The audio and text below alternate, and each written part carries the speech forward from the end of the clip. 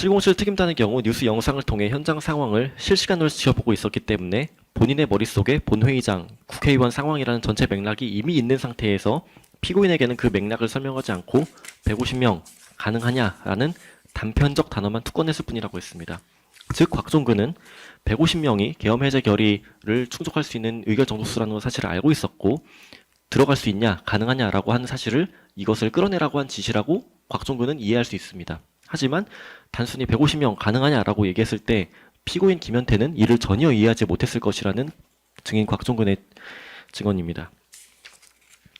여기서 저는 증인 곽종근을 말하는데 증인은 YTN 화면을 보고 있어서 알았으나 김현태 대령은 화면을 보고 했던 사항들이 아니기 때문에 150명이 무엇을 의미하는지 몰랐을 것입니다. 라고 진술했습니다.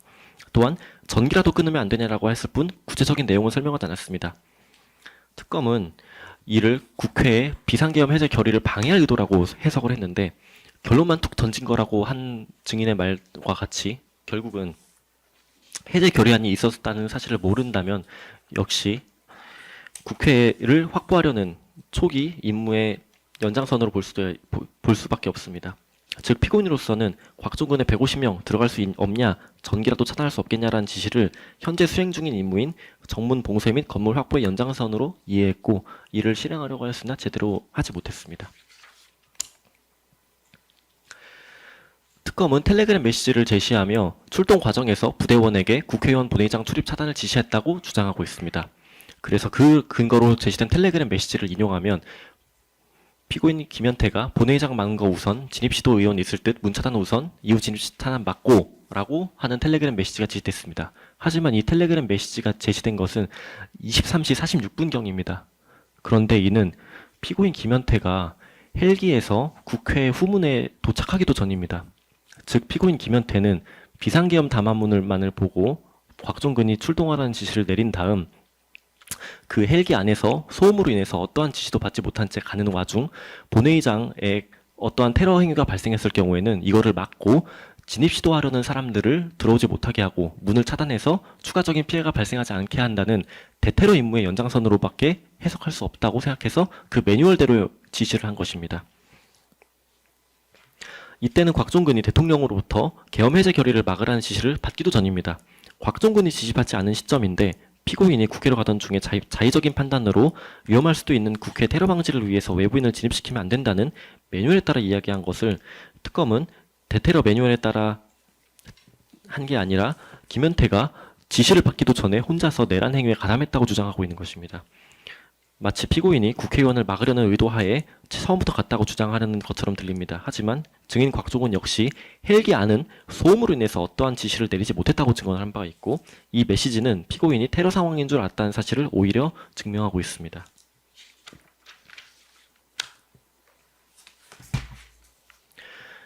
피고인의 행위에 대해서 사후적으로 비상계엄이 위헌이라는 평가가 내려졌다 하더라도 이 사실이 곧 당시 현장에 있었던 개별 군인의 목적이라든가 고의를 추단하는 증거로 사용할 수는 없습니다.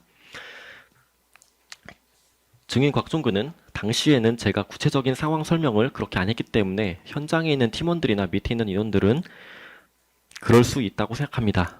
이 그럴 수는 테러 또는 테러에 준하는 위협이 발생한 것으로 생각할 수 있다라고 인정한 것입니다. 또한 국회를 확보하라는 기본 지침 이외에 추가적인 세부적인 지침을 구체적으로 줄 수 없었던 상황이라고 진술했습니다. 또한 국회 확보라는 목적 이외에 다른 목적을 설명해주지 않았기 때문에 그 이상의 문제를 제가 유추해서 임의로 판단할 수 있는 영역이 아니었습니다라고 진술했습니다. 즉 상급자인 곽종근 스스로도 피고인이 내란 행위를 실행한 것 같은지에 대한 질문을 했을 때 그 목적을 전혀 유추하거나 판단할 수 없는 영역이라고 진술한 바가 있습니다. 피고인이 국회에 출동했을 때 두 차례의 증인 곽종근의 명령을 거절한 바가 있습니다. 피고인은 현장에서 테이저건을 사용하라는 지시와 강행 돌파하라는 지시를 두 차례에 걸쳐 이행하기를 거부하며 상급자인 곽종근을 적극적으로 설득한 바가 있습니다. 첫 번째로 국회 정문에서 사람들이 모여있자 테이저건을 사용하라는 지시를 곽종근이 하였는데 상급자의 사용 지시를 피고인은 이행하지 않고 강력하게 반대했습니다. 또한 국회 경내에 들어갔을 때 계엄 해제 결의가 일어날 수 있으니 강행 돌파를 지시했다는 상황에서 들어가면 큰 사고 난다고 판단하고 돌파 지시를 이행하지 않았습니다. 그 점을 증인 곽종근은 기억하고 그 중에 유일하게 김현태 대령이 저에게 안 됩니다 소리를 2번 한 지휘관이 유일하다고 증언했습니다.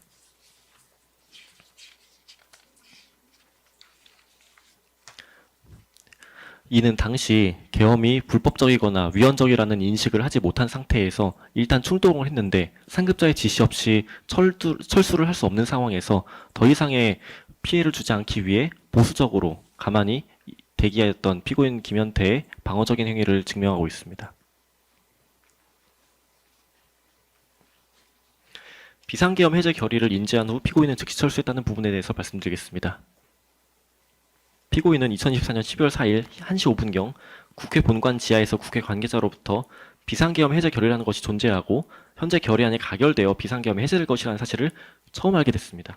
이에 피고인은 처음 휴대폰을 꺼내서 뉴스를 검색했는데 그 뉴스를 보고 비로소 어떤 일이 일어났는지 파악했으며 곽종근에게 전화를 걸어 철수 건의를 한 뒤 철수했습니다. 즉 1시 5분경 해제 결의 가결 사실을 인지했고 2분 만에 곽종근에게 보고한 뒤 전 부대원 철수를 지시한 것입니다.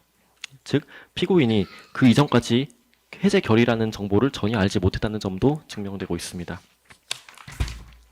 정리한다면 피고인에게 국헌문란 목적이라든가 미필적인 인식조차 부재한다는 점을 말씀드립니다. 피고인은 비상계엄 선포 직전까지 어떠한 사전 정보도 제공하지 못했고 45초간의 단편적인 지시만을 출동해서 건물 봉쇄, 확보만의 임무만을 인식하고 수행했습니다.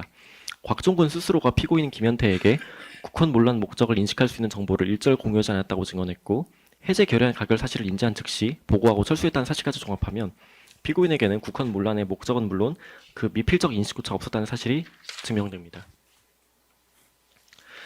또한 공판 과정에서 특별검사가 주장한 것들이 있습니다. 실탄 1920발을 적재하고 출동했다. 텔레그램으로 의원 출입 차단을 지시했다. 각 출입구를 봉쇄 또는 봉쇄 시도했다. 유리창을 깨고 본회의장으로 이동했다. 전기를 차단해서 의결 저지하려고 시도했다. 라는 주장입니다. 그런데 실제로 그 사실관계를 살펴보면 실탄 부분은 훈련이라든가 편제 교육용 실탄을 그대로 소지한 것으로 국회 출동을 위한 별도 계획이나 편성이 없었습니다. 공소장을 오늘 변경된 바에 따르면은 피고인 김현태가 96명에 대해서 의무 없는 일을 시켰다고 주장합니다. 근데 96명이 훈련을 위해 1인당 20발을 소지하면 그것이 바로 1920발입니다. 즉 평상시와 같은 훈련 상태를 유지했다는 점이 밝혀집니다. 또한 텔레그램으로 의원 출입 차단을 지시했다는 부분은 앞서 말씀드린 바 있지만 테러 위협 전제하 대테러 매뉴얼상 시설 보호 지침 내부 위협 제거 작전 전에 외부인의 진입을 차단하기 위한 매뉴얼입니다. 즉 이 부분은 헬기가 국회에 도착하기도 전으로 테러 업무라고 인식할 때입니다. 또한 국회 출입구를 봉쇄하려는 시도를 했을 부분은 처음에 피고인 김현태가 후문에 도착했을 때 경비가 2~3명 분이었던 후문을 두고 정문으로 걸어서 이동했습니다.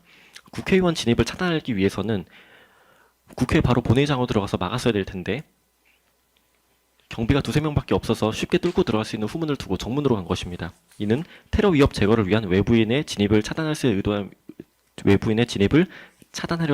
차단하려는 의도였음이 명백한 사정입니다. 또한 국회에 창문을 끄고 들어간 것은 국회 진입 직후에 본회의장으로 가지 않고 정문으로 이동해서 물적 충돌을 피해 내부에서 정문을 막아 곽종근이 지시한 국회 봉쇄 지시만을 이행한 것입니다.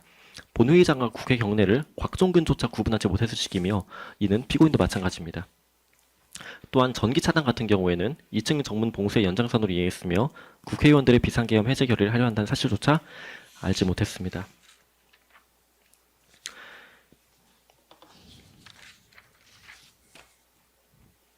결론적으로 피고인에게 내란 중요임무 종사 혐의를 인정하기에는 부족합니다. 피고인에게는 국헌문란의 목적은 물론 그 미필적 인식조차 존재하지 않았기 때문입니다. 내란 우두머리 판결이 밝힌 집합범의 법리상 국헌문란 목적에 목적에다 고의가 없던 자는 내란죄를 부담하지 않고 포고령을 열람하지 못했고 화상회의에 불참했으며 무전기가 가지고 있지 않은 피고인은 정보가 없었습니다. 상급자 곽종근 스스로 확보라는 단어 외에 세부 지침을 전달하지 않았고 해제 결의안이 가결된 즉시 철수했습니다. 이와 마찬가지로 부대원들에게 위법한 지시를 했다는 직권남용 권리행사 방해 혐의 역시 위법에 대한 인식을 할 수 있었고 실제로 국회의원의 출입 표결을 방해하려는 행위를 한 적이 없으므로 직권남용 권리행사 방해 혐의 역시 증명되지 않았습니다. 이에 더하여 피고인은 오랜 시간 복무한 군에서 억울하게 파면 징계를 받고 민간인이 됐습니다. 억울한 처분이지만 민간인은 정치적 중립 의무가 없고 보다 광범위한 정치적 활동의 자유와 표현의 자유가 있습니다. 특검은 피고인이 유튜브에 출연한다는 사실을 문제 삼고 있습니다. 그러나 그것은 바로 특검이 그토록 소중하다고 강변하고 있는 헌법에 포함된 자유라는 가치입니다. 집권 여당의 헌법과 야당의 헌법이 다른 게 아닙니다. 특검은 피고인이 민간인이 된 이후 정치적 성향을 바탕으로 계엄 당시에 피고인이 내란에 가담했다고 주장하고 있습니다.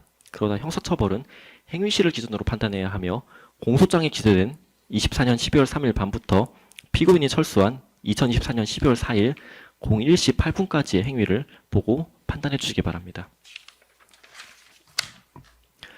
최후 진술하겠습니다. 내란 관련 집합범의 법리, 내란 우두머리 판결, 곽종근의 증언 등에 따라 밝혀진 사실관계에 따라서 내란과 관련된 인식이 없었고 국회의원의 출입을 차단하는 등의 지시를 받은 바 없으며 국회의원의 출입을 막거나 표결을 저지하는 등의 행위를 한 사실이 없는 등 국헌 문란의 목적 없이 내란의 구성 요건에 해당하는 행위를 한 사실이 없는 피고인에게 무죄를 선고해 주시기 바랍니다. 예, 수고하셨습니다. 김현태 피고인 최후 진술할 기회를 드리겠습니다. 가급적 간략하게 해주십시오. 네, 검찰 측 진술에 대해 먼저 말씀드리겠습니다. 검찰은 지난 18개월간 수많은 부대원들을 조사했음에 불구하고 근거 없는 허위 진술을 가지고 진실을 왜곡하고 있습니다. 갑자기 조성현 대령을 소환하였는데 조성현 대령 건은 현재 2차 특검에서 밝혀졌습니다. 2024년 12월 4일 01시 08분에 707 특임단이 철수했고 이를 본 수방사 병력이 조성현 대령에게 보고했고 이후 01시 30분경에 서강대교 병력을 정지시킨 것이 진실입니다. 두 번째, 12.12와 박희도, 김호랑 등을 소환해서 707 특임단을 악마화하고 부대의 명예를 모독하였습니다. 이는 이번 재판과 전혀 관계없는 주장입니다. 그리고 지금까지 공소장에 내란 근거로 명시한 가짜뉴스 텔레그램방 언급이 오늘은 사라졌습니다. 또한 2차 비상계엄 시도는 없었습니다. 비상계엄 해제 결의안이 가결된 직후 경비 과장이라는 사람의 안내를 받아 시야 통로를 통해 빠져나왔고 총기 인원 이상 유무 확인도 제대로 못한 채 국회를 나온 것이 진실입니다. 또한 토마토 뉴스 기자 포박에 대한 주장도 허위이며 포박은 없었고 정상적인 군사작전관 작전 보안을 위반한 기자에게 정당한 제재를 가한 것이 진실입니다. 존경하는 재판장님, 2024년 12월 3일 비상계엄이 선포된 지 어느덧 20개월이 되었습니다. 많은 군인들이 수사를 받고 재판에 넘겨졌습니다. 저는 비상계엄이 선포된 직후 22시 31분에 사령관으로부터 전화를 받았고 45초간 짧은 통화가 전부였습니다. 707 특임단은 야간 훈련 준비 중이던 인원, 장비, 복장 그대로 출동했으며 국회에 도착하여 복귀 지시가 내려진 79분간 오직 건물 봉쇄 임무만 수행하다 복귀한 것이 전부이며 이것이 진실입니다. 저는 지금도 부하들이 걱정되고 그저 미안할 뿐입니다. 사랑하는 군이 정치적 희생양이 되어 무너지는 현실이 너무도 참담합니다. 지난번에 말씀드렸듯이 윤석열 대통령의 비상계엄은 헌법에 보장된 대통령의 고유 권한이며 절대로 불법이 될 수 없습니다. 또한 정상적인 자유민주주의 국가라면 국군 통수권자의 지시에 따라 움직인 군인들을 절대로 정치적 희생양으로 내몰아선 안 될 것입니다. 저는 윤석열 대통령님이 옳았고 비상계엄에 동원된 모든 군인들은 무죄라고 확신합니다. 부디 올바른 판단을 내려주시길, 억울한 군인들의 명예를 회복해 주시길 간곡히 부탁드립니다. 이상입니다. 예, 알겠습니다.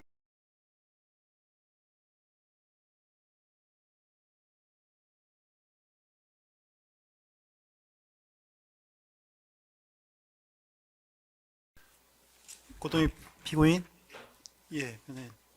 시간 어느 정도나 예상하세요? 좀 내용이 맞나요? 어떻습니까? 시간 어느 정도 예상? 아, 그래요? 예. 그럼 빨리 하고, 예, 하겠습니다.